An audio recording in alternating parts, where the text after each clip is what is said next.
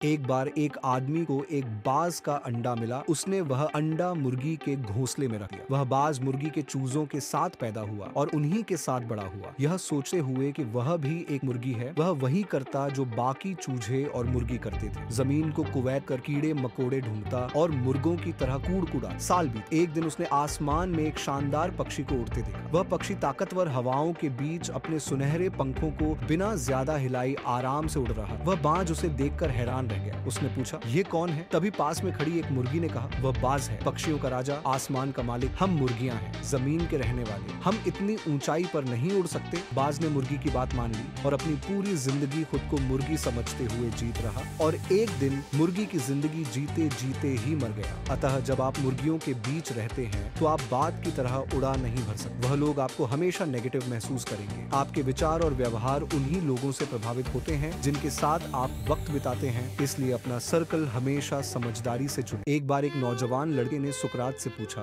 कि सफलता का रहस्य क्या है। सुकरात ने उसे लड़के से कहा कि तुम कल मुझे नदी के किनारे मिलो। वो मिले। फिर सुकरात ने नौजवान से उसके साथ नदी की तरफ बढ़ने को कहा और जब आगे बढ़ते बढ़ते पानी गले तक पहुंच गया, तभी अचानक सुकरात ने उस लड़के का सर पकड़ के पानी में डुबो दिया। लड़का बाहर निकालने के लिए संघर्ष करने लगा, लेकिन सुकरात ताकतवर थे और उसे तब तक डुबे रखा जब तक कि वह नीला नहीं पड़ने लगा। फिर सुकरात ने उसका सर पानी में से बाहर निकाल दिया और बाहर निकलते ही जो चीज उसे लड़के ने सबसे पहले की वह थी हांफते हांफते तेजी से सांस लेना। सुकरात ने पूछा, जब तुम वहां थे तो तुम सबसे ज्यादा क्या चाहते थे? लड़के ने उत्तर दिया, सांस लेना। सुकरात ने कहा, यही सफलता का रहस्य है। अतः जब तुम सफलता को उतनी ही बुरी तरह से चाहोगे जितना कि तुम सांस लेना चाहते थे, तो वह तुम्हें मिल जाएगी। इसके अलावा और कोई रहस्य नहीं है। ये जो विक्रम और बेताल की कहानी है, आपने जरूर सुनी होगी। राजा विक्रम को एक तपस्वी ने आदेश दिया था कि वह एक अज्ञात पेड़ पर लटके बेताल को पकड़कर उनके पास लाए। राजा विक्रम साहसी थे, तो उन्होंने आदेश का पालन किया और बेताल को पकड़ लिया। लेकिन जैसे ही वह बेताल को पकड़कर वापस ले जाने लगे, बेताल ने एक शर्त रख दी। वह रास्ते में एक कहानी सुनाई और अंत में राजा विक्रम से एक सवाल पूछेगा। अगर राजा ने उसका सही जवाब दिया तो बेताल पेड़ पर वापस उठ जाएगा, लेकिन अगर राजा जवाब नहीं देगा तो बेताल उन्हें मार देगा।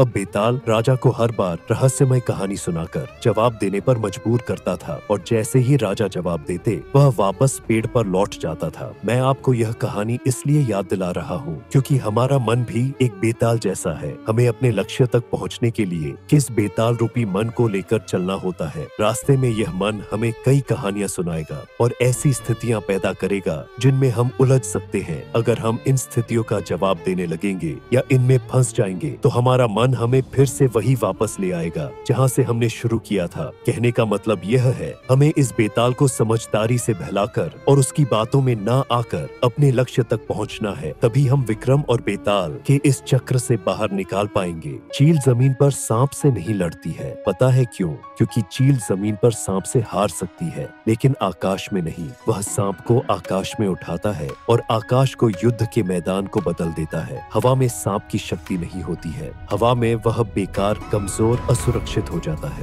यह याद रखना चाहिए कि लड़ाई को बाज की तरह बदलना चाहिए। अपनी ताकत को पहचान कर प्रतिद्वंदी को उनके आराम क्षेत्र में लड़ाई दिए बिना जीत आपकी है। एक दिन एक मशहूर चित्रकार ने अपनी सबसे बेहतरीन पेंटिंग को एक व्यस्त चौराहे पर रखा, लेकिन उसके नीचे एक नोट लिखा था, अगर आपको इस पेंटिंग में कोई भी गलती मिले तो उस जगह पर निशान लगा दे। क्या होगा जब सैकड़ों लोग इसे देखेंगे? क्या कोई गलती ढूंढ पाएगा? शाम को जब चित्रकार वापस आया तो उसने अपने चित्र की हालत देखी और उसकी आंखें फटी की फटी रह गई। हर जगह निशान थे, मानो उसकी पेंटिंग पर किसी ने हमला कर दिया हो। उसके दिल में निराशा की एक लहर दौड़ गई। उसने चुपचाप अपनी पेंटिंग उठाई, कोई शब्द नहीं, सिर्फ गहरी निराशा। महीनों तक उसने अपनी ब्रश को नहीं छुआ। उसकी माँ ने देखा कि उसका बेटा अंदर ही अंदर टूट रहा है। एक दिन उसने कहा, चलो एक और कोशिश करते हैं, इस बार वही पेंटिंग लेकर जाओ, लेकिन नीचे एक नया नोट लिखो। क्या होगा इस बार? क्या उसकी माँ सही साबित होगी? अगली सुबह चित्रकार ने वही पेंटिंग उसी चौराहे पर रख दी, लेकिन इस बार नोट में लिखा था, अगर आपको इस पेंटिंग में कोई गलती मिले तो उसे सुधार दे। शाम को वह और उसकी माँ वहाँ पहुँचे और देखा क्या हुआ। पेंटिंग में एक भी बदलाव नहीं था, हर चीज वैसी ही थी जैसी सुबह थी। चित्रकार की आंखों में हैरानी थी, लेकिन उसकी माँ के चेहरे पर एक समझदारी भरी मुस्कान भी। उसने कहा, देखा, कोई भी मूर्ख गलतियाँ ढूंढ सकता है, लेकिन बहुत कम लोग होते हैं जो उन्हें सुधार सकते हैं। अतः उन लोगों की राय लेने का कोई मतलब नहीं है जो सिर्फ दूसरों में कमी ढूंढते हैं और उन्हें नीचा दिखाना चाहते हैं, जबकि उनके पास न तो समय होता है और न ही खुद को सुधारने का ज्ञान। ऐसी और कहानी सुनने के लिए टॉक विथ AK को फॉलो करें।